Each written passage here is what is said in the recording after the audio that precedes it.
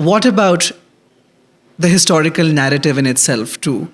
For how long do you think it has excluded certain histories and made it feel like that these voices have not existed, be it of women, be it of people from the LGBTQI community? So how many times is it that you go to a museum and you look at a painting or a sculpture and you think, well, this is not my story. And if they're not my stories around here, why must I come to a place where I feel so alien? What are your thoughts on that? And where are we going? It's the big question we're all discussing and all thinking about.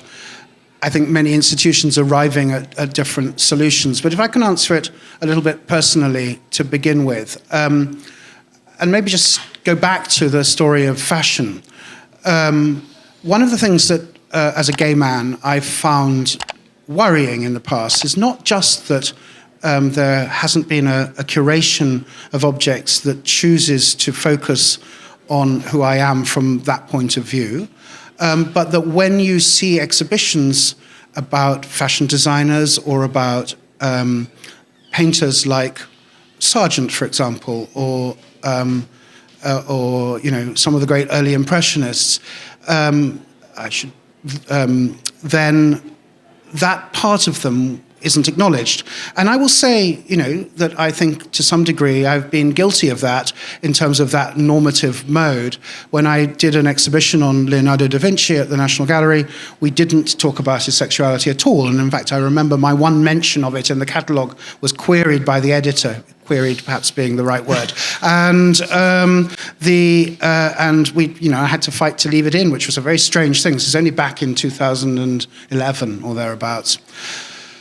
When I came to the Fitzwilliam Museum in Cambridge, I discovered that we had the portraits, the mid-17th century portraits of a couple, a male couple, who had met at Cambridge and had spent their entire lives together, Finch and Baines. And they had taken ambassadorial roles, and one of them had taken them to Florence, where they were painted by Carlo Dolci.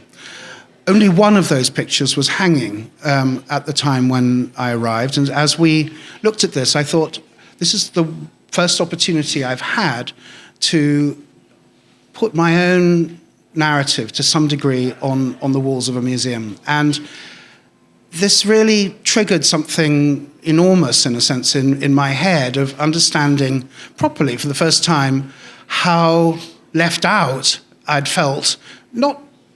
It wasn't a damaging feeling, but it was just a sort of a gap, and that there was so much one could do to first of all examine different histories, and that allowed people to recognize themselves better in institutions like the Fitzwilliam and other museums.